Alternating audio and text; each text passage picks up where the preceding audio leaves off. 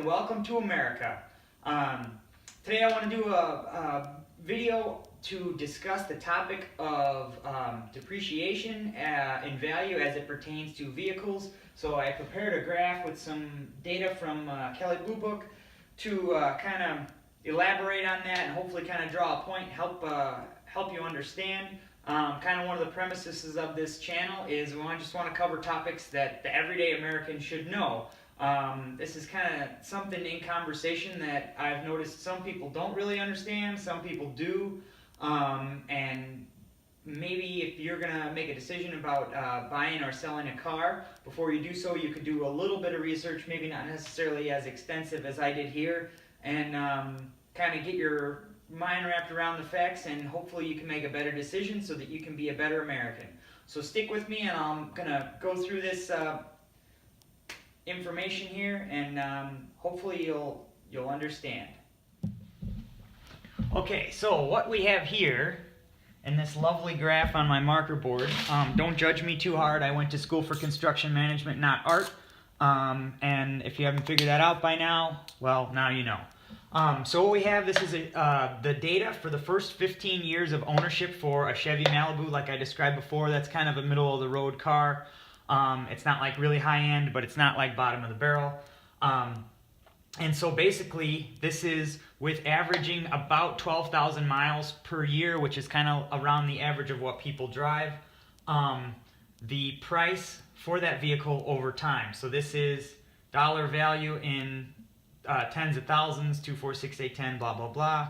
And then years. 0 is at the time of purchase. And then down the line, this is, as it were 15 years old. At the time of filming this, this is 2018, so 0 would be for a 2018 model year. So here, that's kind of where we're starting from. So if it's 20 years from now and this video is still around, that's maybe why this doesn't make sense. But so purchase price, manufacturer's suggested retail is $24,100 or $24.1 thousand.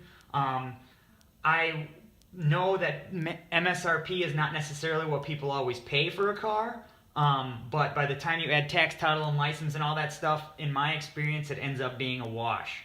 And then you look at from year 0, meaning purchase at new, to 1 year old, the resale value is, and all of this is private party and condition being very good, which I think after probably around 5 years, I think that's a little bit unrealistic. That would probably be lower, but for the sake of making everything even, I just entered that in for the data, and all this is from Kelley Blue Book. So if you don't believe me, go look this up, and it should be about the same.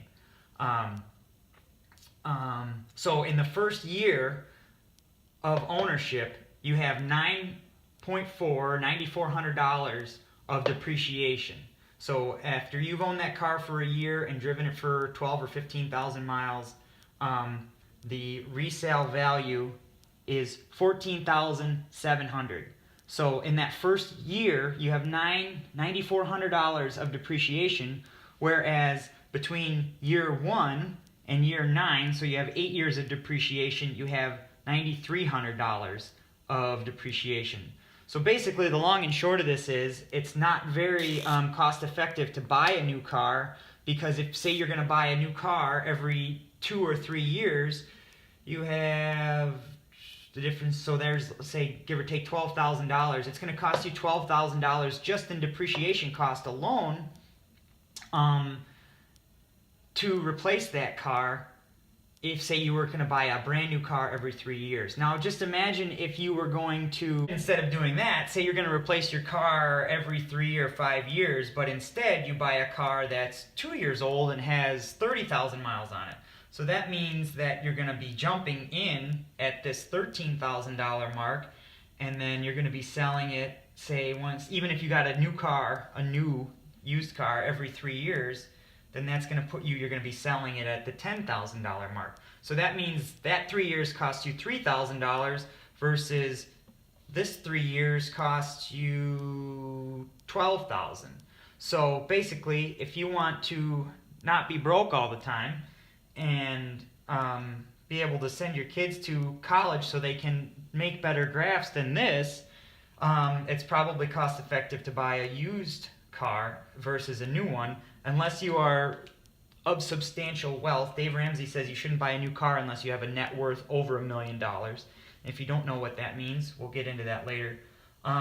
So yeah, this is just hopefully a quick lesson to elaborate on why people say you lose all that money when you drive off the lot and things like that. If you have any questions, post them in the comments.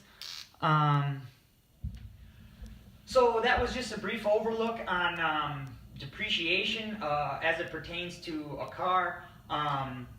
And that's just kind of like a brief look, but hopefully that explains to you how it works and maybe why when you go to replace your car, you want to purchase a used car rather than a new one. I mean, the numbers are all right there. If you have any questions, please feel free to post them in the comments, and hopefully I will be able to answer them or direct you in a place where you could figure that out. If you found this interesting, subscribe to the channel, and we'll have more lessons like this coming up. And don't forget to follow us on our Facebook page, The Everyday American. And until next time, stay American.